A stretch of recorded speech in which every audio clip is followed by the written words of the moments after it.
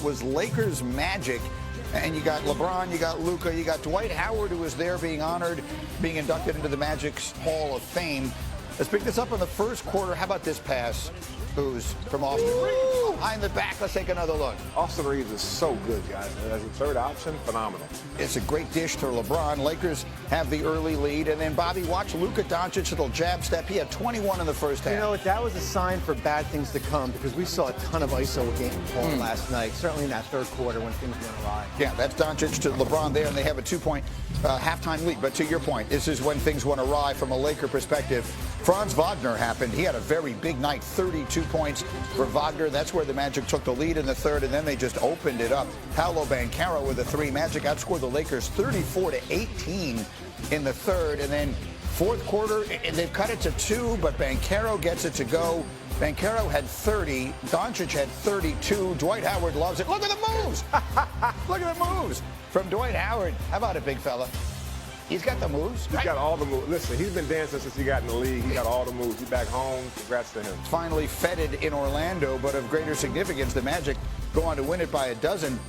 So the Lakers have lost 3 games in a row now. They've all come by double digits. Overall, they've been outscored by 72 points during the streak. They remain 1 game behind the Nuggets for third in the West. Here is what Luka had to say about this recent skid. I think we just got to look back at the way we play on that 8-game winning streak. We're physical. We play hell of a defense. And I think we just got a little bit satisfied, so we can't afford that right now. All right, so Booze, we do something on the show that we call bad game or bad sign. This is now 3 straight losses, so we'll call it bad stretch or bad sign for the Lakers. I got bad stretch. I mean, I do think we're talking about, he'll go in the numbers in a little bit, but I do think the reason why they had this great jump from like 7th, 8th to 2nd seed, now they're in the 4th seed, was their defense. But they're giving up too many points. They gave up 70 points in the paint to the Bulls, 146 points. Last night they had a 41-15 stretch where Orlando just took the game over, ran away with it, had a nice 10 or 12 point cushion. They can't get stops when they have to get stops right now, and that's what's concerning because as you go into the playoffs, as we all know, you've got to get stops to advance. Yeah, I mean, I think it's more of a bad sign, but it's fixable here. And because they showed you when they defend, they can win at a high level. First in defensive efficiency in that stretch of games, 20th since March 2nd here. And if you're not going to defend, you're going to lose in the first round. But that's the small margin for them. Either you can bounce in the first round or you can get to a Western Conference Finals. Minus 46 in transition points allowed the last 3 games. And if you're not getting back on defense, you're not talented enough. As good as Luka and LeBron are, the surrounding parts are not talented enough offensively for you to have a lapse like that. So, Booze, I haven't had you here since this trade, which obviously was of seismic proportion, kind of shook up the entire league when it happened. So from sort of a 35,000-foot view, LeBron plus Luka in L.A., what does that mean? How good can this team be? Awesome. I mean, great move by Rob Pelinka getting Luka there. He's 25 years old. He's a first-team All-NBA player every year. I think these are the 2 most cerebral guys with the ball in their hand. They think the game. They make the right play for each other. They make the right play for their teammates. They do a good job of scoring. They'll figure out how to play together. It's the rest of the pieces. Austin Reeves has been an outstanding third piece to me. I think he's dynamic. I think he's untouchable as far as being traded. And the rest of those guys, if Rui can get back to playing as well as he was, Vanderbilt defensively. I love what Hayes has done since he's been there. He's been a very formidable big for them. The rest of the pieces can figure it out. These 2 guys can play together. Hey, look, styles make fights, and this first round in the Western Conference playoffs, it's just going to be about the matchups. It doesn't matter. The numbers next to the teams aren't going to wind up mattering that much outside of OKC. Well, I'll say something just because looking back into my days in New Jersey, like I would almost rather have the Lakers be the 6th seed than be in that 4-5 range and face Oklahoma. I know we're looking ahead, but to avoid Oklahoma City in round 2. To basically get your shot at Houston or maybe even Memphis or Denver in that 3-6. I know they haven't played well against Denver, but I think I would rather go that way than be in that 4-5 range. Even if they can win games on the road. Right. They can win games on the road. They've shown that just to avoid that 4-5 matchup. Look, you can't really gerrymander your seed as much as you want. Let's see where the chips wind up falling. I want to show one more thing, Cindy. Can we put up A38? Because, Booze, I want you to explain what this means.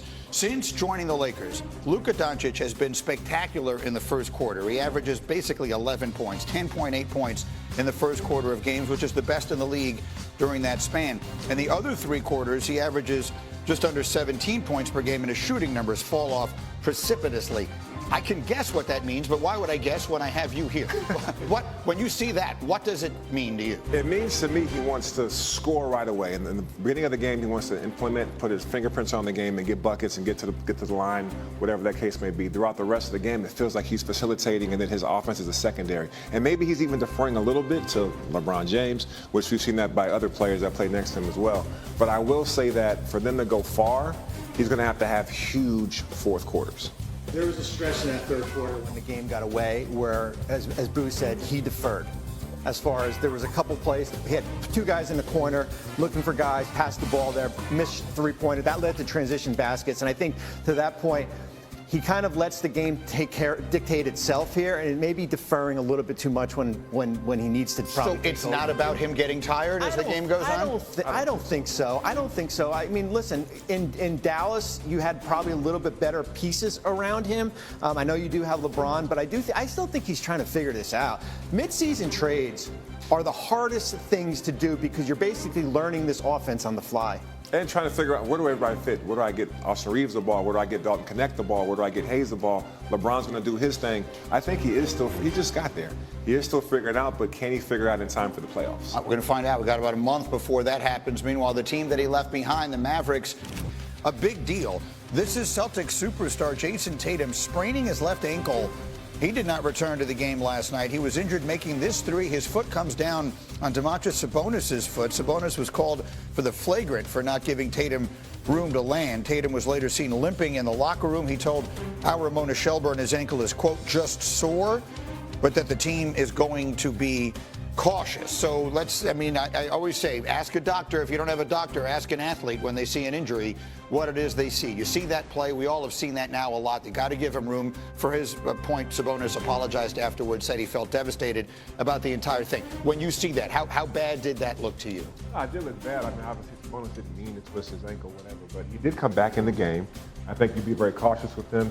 I also think that you want this team to be healthy going into the playoffs. They have a chance to actually repeat.